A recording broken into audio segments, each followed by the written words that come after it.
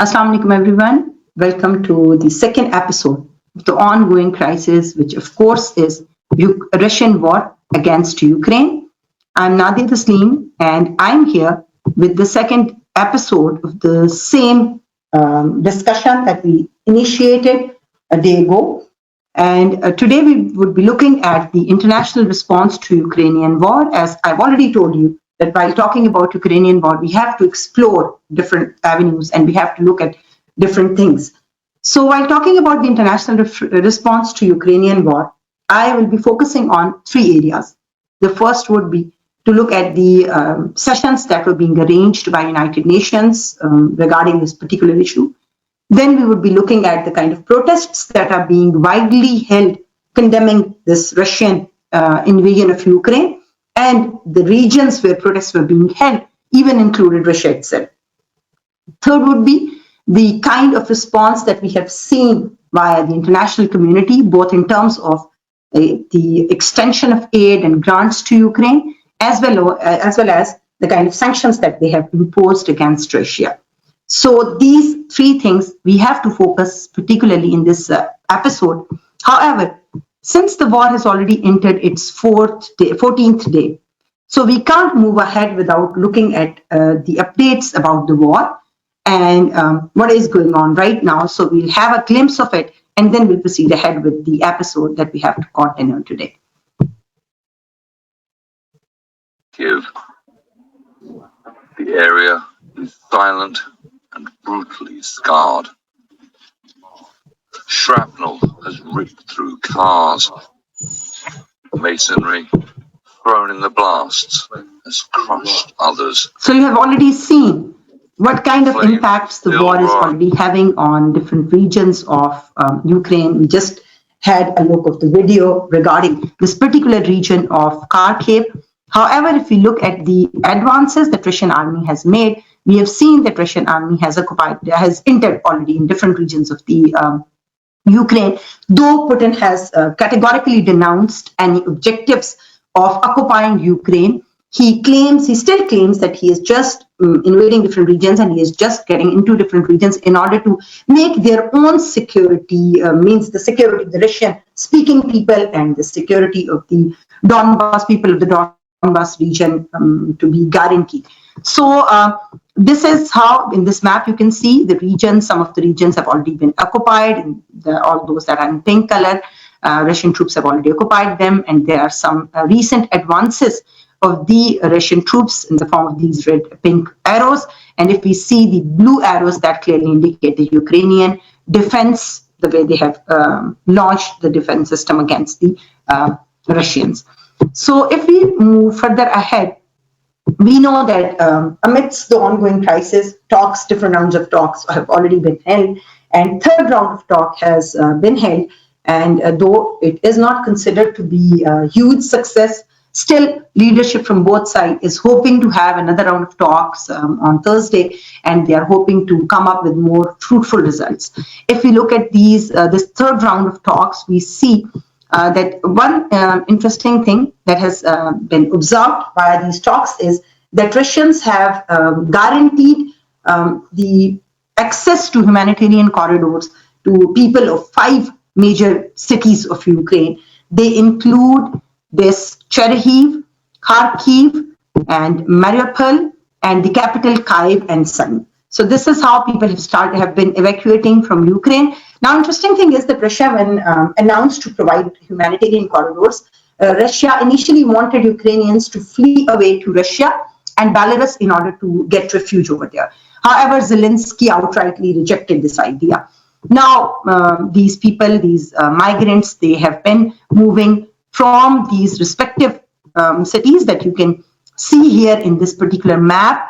You can see this is Chernihiv, this is Kharkiv, this is Mariupol, this is Kyiv, which is the capital city, and then this is Sumy. All of these regions have been declared to be humanitarian corridors, and the refugees have been fleeing to different regions, including Poland, Slovakia, Hungary, Romania, Moldova, and other European countries, along with obviously some of them from the eastern side have moved to Russia, and some from the northern side have moved to Belarus as well. So this is the situation, ongoing situation on the 14th day of the war. And if we look at how Putin is, he sees this war and what he has to say about the war, you just have to look at the kind of address. We're going to go live to Moscow, where Russia's President Vladimir Putin is speaking. Let's listen. Last few moments, he said that Russian soldiers are acting bravely as real heroes. He called them. He said that Russian soldiers are sacrificing their lives, citing the success. Now, the interesting thing here is that when we look at the way Putin is talking about the bravery of his people, Putin has also come up with something interesting, and he has said that he has got documentary proof, means this documented proof of the fact that Ukraine was planning to launch massive attack against the eastern region of Donbass, against the Russian-speaking separatists. And he was about to launch that attack in early March. And so Russians had to take this initiative and had to intervene in Russia primarily to back and to extend support to the Russian-speaking people and to guarantee their lives here in Ukraine, who have been, according to Putin, not being treated well. Now, this is all about the war updates, and now we have to switch to what our second episode is all about. Here, before beginning with the updates and before beginning with the UN session, let me just quote Francis Fukuyama, who at the time of the end of Cold War came up with this idea of the end of history and the last man. He was a neoliberal scholar who said, what we may be witnessing is not just the end of the Cold War or the passing of a particular period of post-war history. This is really interesting, post-war history. But the end of history as such, that is the end point of mankind's ideological evolution and the universalization of Western liberal democracy as the final form of human government. So he came up with, he sounds quite optimistic when he came up with this kind of analysis. And we know, we have already seen that his analysis has been in, somehow it didn't prove to be true actually, as we have witnessed different kinds of and different scales of conflicts and wars going on in different regions of the world in the last 3 decades since the end of Cold War. However, it seems to be more challenging right now when a democratic country of Ukraine is being targeted by this Russia, and international community though is trying to cope with this challenge. However, nobody is ready to extend their physical support to counter Russia. And that clearly indicates that democracy and these Western liberal democratic values are not enough to somehow guarantee peace and order in the world or to be declared as the end of history.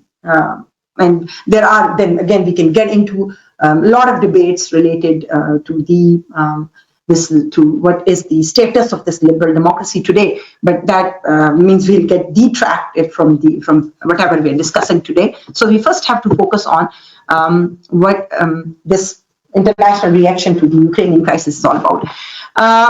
United Nations, of course, being the strongest entity and having universal presence of the whole world, all states of the world on a single forum, held 2 sessions, one after the other, one at Security Council, which of course held significant weightage.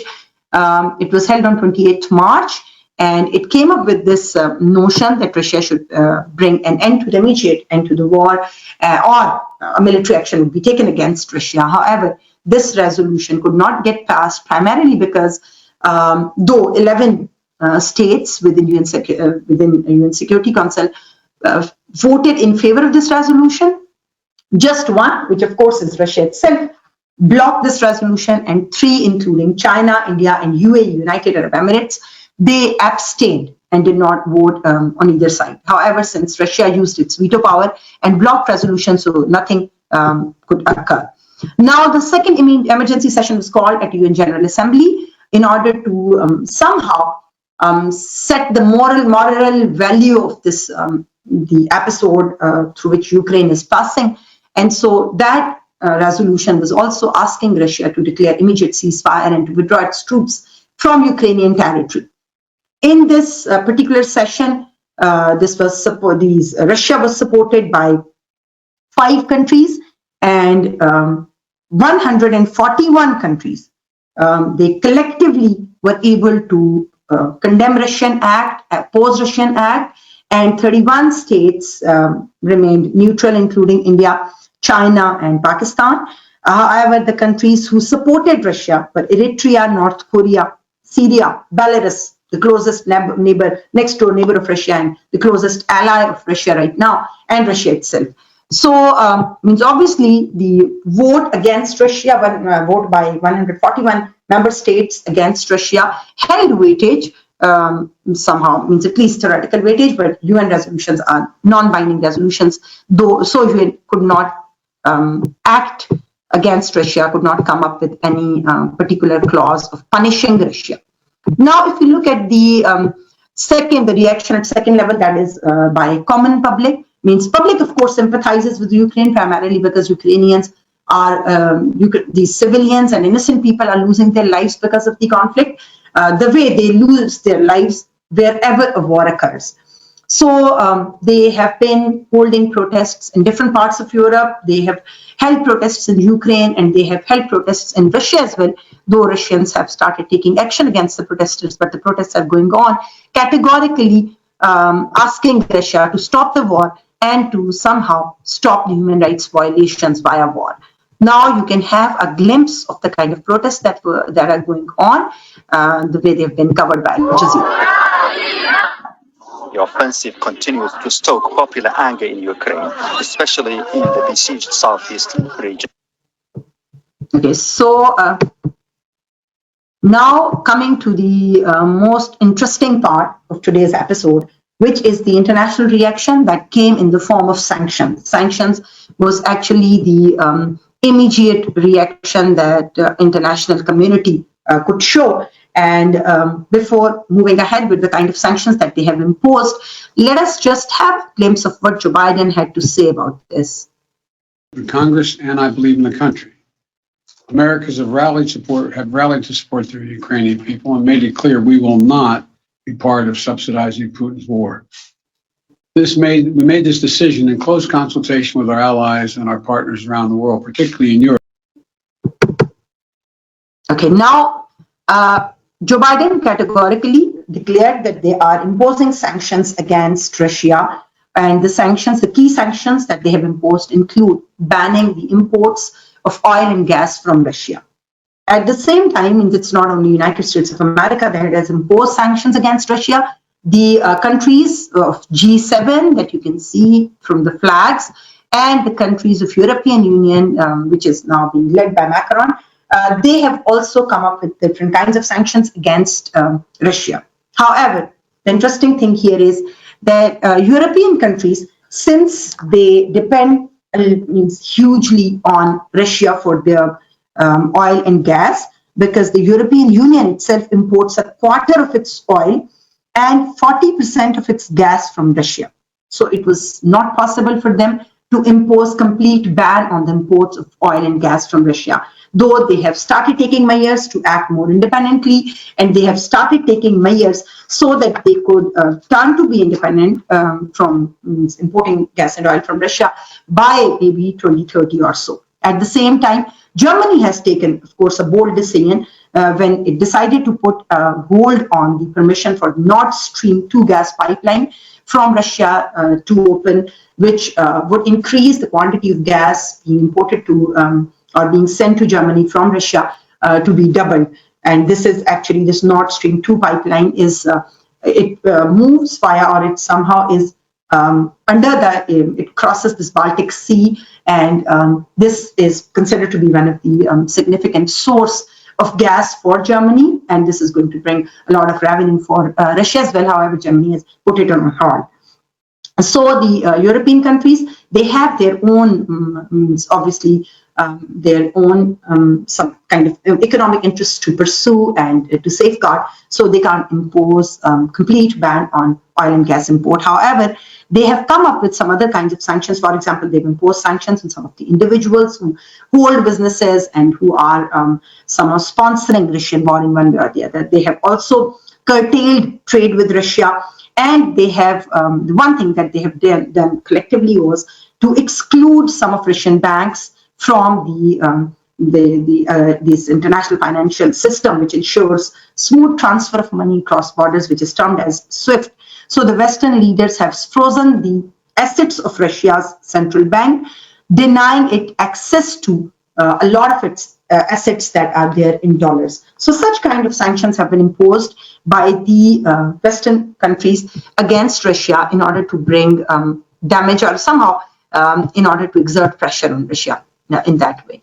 Along with these countries, these Western countries, there are some corporations and there are some companies that have also taken certain initiatives to halt their maneuvers in Russia. They include McDonald's, IKEA, Google, Apple, Pepsi, Coca-Cola, H&M, and many more who have decided to halt their ventures right now in Russia. Now, the interesting thing here is that though international community is doing something, means they have announced to, and somehow they have they have imposed sanctions against Russia, and they have also have been extending support to Ukraine. For example, the United States of America has recently approved $13.6 billion of military, humanitarian, and economic aid to Ukraine. At the same time, the World Bank has also decided to grant the loan, means to provide loans and grants worth $723 million to Ukraine. However, do we consider it to be enough? Now here in these two images, you can easily see that two things that have that we have witnessed in the recent past are, the first is that Zelensky has been asking international community, these Western countries and the United States of America particularly, to build a kind of no-fly zone over Ukraine in order to provide it security against Russian aircrafts. So this no-fly zone, let me quickly explain it. It means that Ukrainian airspace should be guaranteed, and the Western countries, particularly America, should send its own aircrafts in order to provide guarantee to the Ukraine, but in order to somehow provide safety to Ukrainians. However, Putin categorically claimed if any country will send its aircrafts to ensure safety of Ukraine, we will consider it to be an act of war. And so we'll consider that country to be part of war. So keeping this in mind, international community, United States of America and Western countries outrightly rejected this idea of providing no-fly zone to Zelensky or to his country, Ukraine. The second thing here is that United States of America has recently rejected Polish offer to send MiG-29 fighter jets to Ukraine. Means Americans claimed that they can allow Poland to somehow use American bases to provide such kind of American bases in Germany, maybe to provide such kind of aircrafts to Ukraine, because Americans don't want to have any kind of risk of getting indulged in this war against Russia or against Putin. So what when they have decided not to act physically, even Zelensky himself seems to be a kind of disappointed because of the Western reactions, and that is why he even slammed the rejection of no-fly zone and even criticized Western appeasement of Putin's aggression, and even stated that the Western countries are somehow now, because they are not taking immediate actions, the kind of actions that are needed or required. They are not taking those actions, so even they have to be accountable for the kind of suffering which has been inflicted upon the Ukrainians because of Russian acts of aggression or war. Now, the last thing that I would like to highlight here is that if we look at the verbal reaction of the Europeans and the United States of America and their media, they have been calling this Ukrainian war to be the first European war. And they seem to be really concerned about the mass influx of Ukrainian refugees, and they're concerned about the humanitarian violations and all that. However, if you just look at the images, you see that from Iraq to Afghanistan, to Yemen, Syria, Libya, and even prior to that, if we look at Yugoslavia, the time when disintegration of Yugoslavia was taking place, we see active involvement of NATO forces, either direct forces of America in UK or rest of the NATO countries in these operations time and again. So Europeans have been into wars even prior to this particular episode, and they've been involved in bringing damage to the civilian lives, their industries of different countries. Means we have seen Libya deteriorating because of the involvement of these Western forces, Western troops into Libyan war, and we have seen the same case in both Syria and even prior to that in Iraq.